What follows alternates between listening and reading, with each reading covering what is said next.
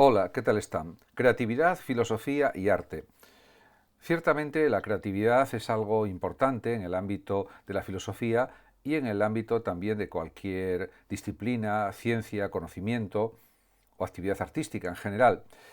Indudablemente se trata de ser original en lo que creamos, pero también hay que considerar que muchas creaciones artísticas son el resultado de combinaciones. Y esas combinaciones pues han sido en parte realizadas por otros artistas, por otros creadores anteriores o coetáneos también. Y en ese sentido, al final, la creación es una combinación.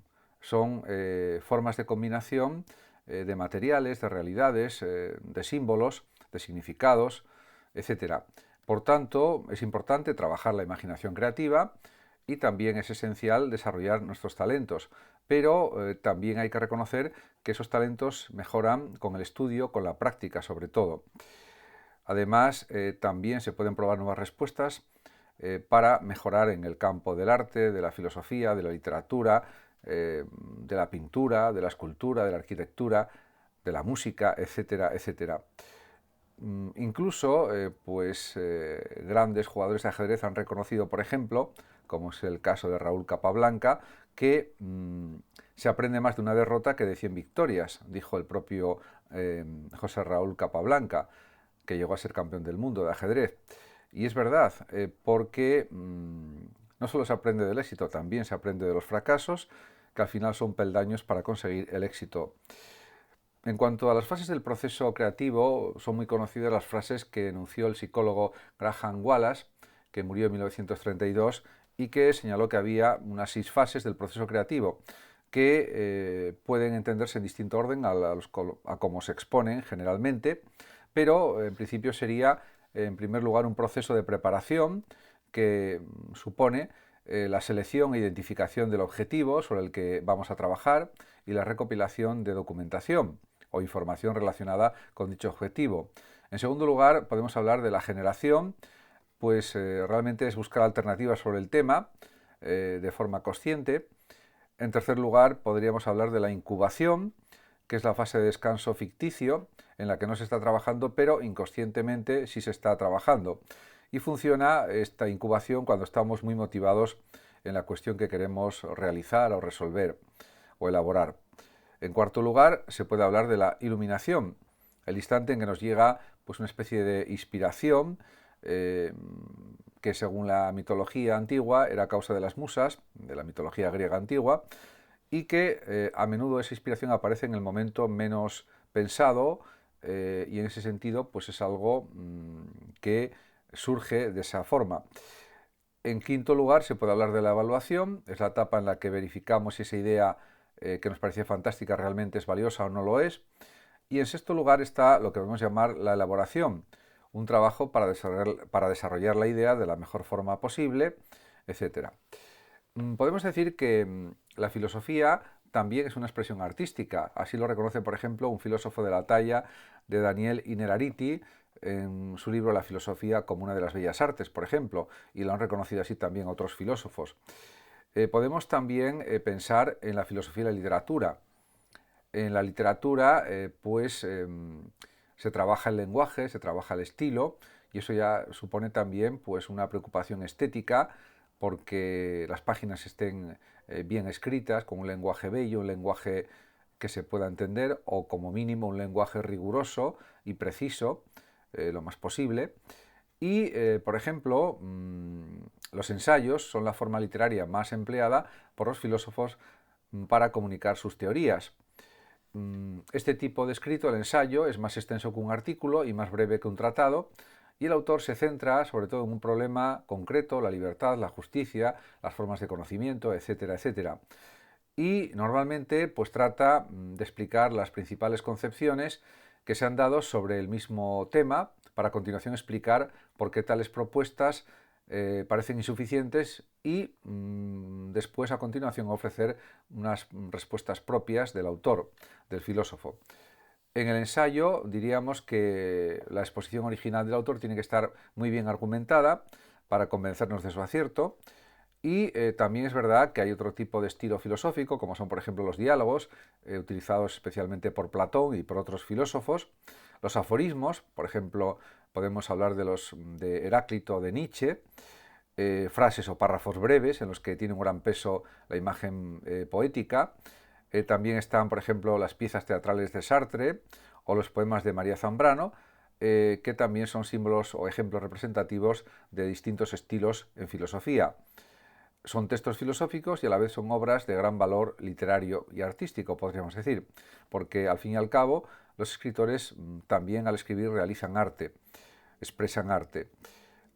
Por otra parte, esta preocupación por el estilo, por la belleza del estilo, está presente, por ejemplo, en escritores como Jorge Luis Borges, por ejemplo, también en Calderón de la Barca, en Pablo Neruda, en Antonio Machado, en José Saramago, etcétera, etcétera, etcétera.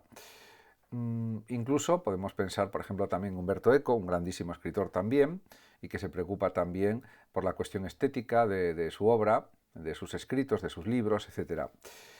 En cualquier caso, existe una relación muy clara entre filosofía y literatura, pues ambas emplean frecuentemente el mismo instrumento, que es, al fin y al cabo, el lenguaje, y responden a una necesidad de búsqueda, de indagación, de investigación de lo que es el ser humano y de todo lo relativo a lo que pues preocupa a los seres humanos también y a lo que los ocupa en su propia vida, como es lógico. En ese sentido, podemos decir que filosofía y arte están muy unidos. De hecho, ya por ejemplo en el siglo XIX, con pensadores de la talla de, por ejemplo, de Hegel o de su amigo Schelling, por ejemplo, pues el mismo Schelling escribió una filosofía del arte que explicó en la universidad, en sus clases, y también Hegel, en la parte última de su vida, escribió Lecciones de Estética, una gran obra también, muy extensa, que impartió en clases a sus alumnos, en Berlín, por ejemplo. En ese sentido, pues ha sido una constante en el pensamiento filosófico el que se crearan libros de estética o de filosofía del arte, y es algo perfectamente entendible. En cuanto a la relación, por ejemplo, entre la filosofía y la música, pues es evidente que es una relación muy directa. Ya podemos pensar, por ejemplo, en Pitágoras, hace unos 2500 años, al que se atribuye el descubrimiento de la relación existente entre las matemáticas y la música. Y también, pues, por ejemplo, que ellos hacían estudios, investigaciones sobre las notas musicales, sobre también la armonía, que emanaba, según los pitagóricos, de unas proporciones numéricas que se dan entre las cosas. Los pitagóricos también decían que la esencia de todo eran los números. En cuanto a Platón, pues estuvo muy influido por los planteamientos pitagóricos y afirmó también la teoría de la música de las esferas que había desarrollado Pitágoras, según la cual, como se sabe, los planetas y las estrellas, al girar sobre la Tierra, emiten sonidos que nosotros no podemos oír, pero que producen una especie de sinfonía cósmica que deleita o que agrada muchísimo a los dioses. Aunque esta teoría pues realmente fue calificada por Aristóteles en su Tratado del Cielo como muy ingeniosa y muy poética, pero falsa, lo cierto es que fue también defendida durante siglos posteriores por distintos astrónomos y filósofos como Ptolomeo, por ejemplo, Boecio o Kepler. Como podemos observar, pues realmente la potencial expresividad de la música es muy grande. La música puede expresar el mundo interior.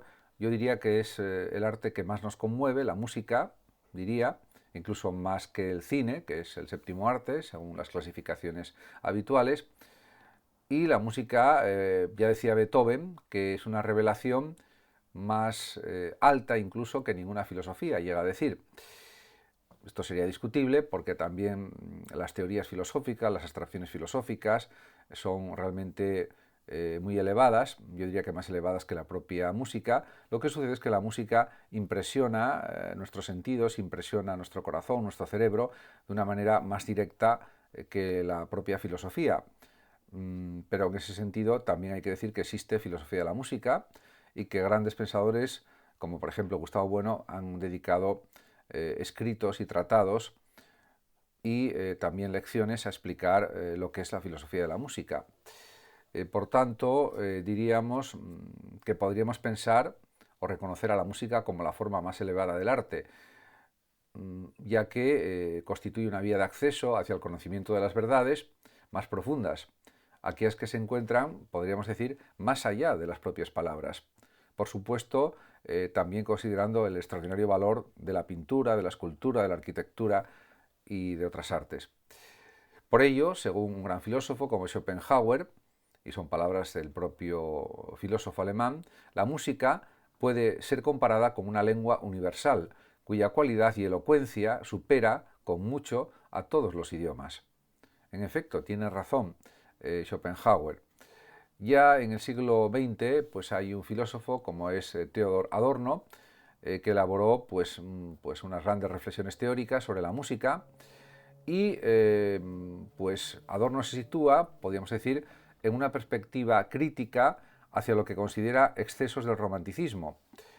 En cualquier caso, pues para Adorno la música se puede equiparar a otras artes, pero diríamos que la música lo hace todo a partir de los sonidos, del sonido. En cualquier caso, tanto la pintura como la música, como el lenguaje, responden, para Adorno, a una cierta lógica mediante la cual se articulan los elementos para crear pues un todo organizado de un modo particular.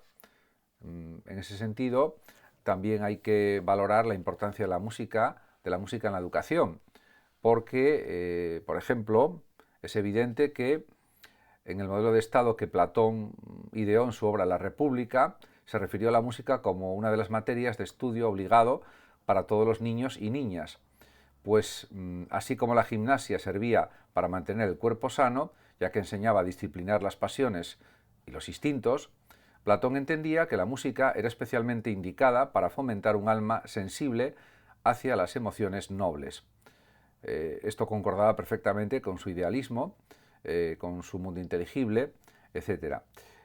En dicha obra incluso aclaraba qué tipo de composiciones musicales y literarias eran indicadas para la formación de niños y niñas y cuáles eran inapropiadas y debían de ser eliminadas para no contribuir a al empeoramiento del espíritu, porque todo tenía que contribuir a la mejoría del alma o del espíritu, podríamos decir, desde la perspectiva platónica, como es lógico. Por tanto, vemos en la filosofía la importancia de la experiencia estética, etc. También hay que reconocer que se han escrito también múltiples tratados de estética que tratan básicamente de los tipos de belleza y bueno, hay distintas concepciones del arte, por supuesto también. Pues también se ha analizado la contraposición entre la belleza y la fealdad, por ejemplo, y también se han analizado las funciones del arte. Una de ellas sería el arte por el arte, otra sería el arte como necesidad de la naturaleza humana, otra función del arte podría ser el arte como evasión, una forma de evasión, y otra pues sería el arte como purificación, como catarsis, para liberarse de unas ciertas pasiones que vividas personalmente serían desastrosas para quien las padece, y de esa forma a través del arte las personas se purifican. Y por último, pues una función del arte como algo humanizador en cierto sentido, porque diríamos nos hace ser más conscientes del valor del humano y sobre todo nos hace también sentir que somos seres sensibles y que somos también receptivos para cualquier forma de arte. Además, también hay que poner en relación el arte con la dimensión simbólica del ser humano. Podemos pensar, por ejemplo, en el libro de Cassirer, de Ernst Cassirer, titulado Antropología filosófica, en la que establece o afirma con distintas argumentaciones y explicaciones que somos seres simbólicos, y este simbolismo también incluye la actividad artística, la creatividad, etc. Por tanto, diríamos desde la perspectiva de Cassirer, tanto el lenguaje pues es una actividad artística a base de símbolos, como la propia pintura, la escultura, la música, etcétera, también utilizan símbolos. Por lo tanto, diríamos que para Cassirer, el ser humano, y son sus propias palabras, dice, no puede ya enfrentarse con la realidad de un modo inmediato, no puede verla como si dijéramos cara a cara. El hombre, dice Cassirer, en lugar de tratar con las cosas mismas, en cierto sentido, conversa constantemente consigo mismo y por tanto necesita símbolos para conversar, no solamente consigo mismo, sino también con los demás y para entender la realidad en la que vive. Una realidad que no solamente es natural, también es simbólica y está constituida por signos, por palabras, en definitiva, por distintos tipos de lenguaje. Muchas gracias a todos por su atención. Saludos como siempre a los oyentes de Radio Sofando de México y hasta siempre. Hasta mi próximo vídeo.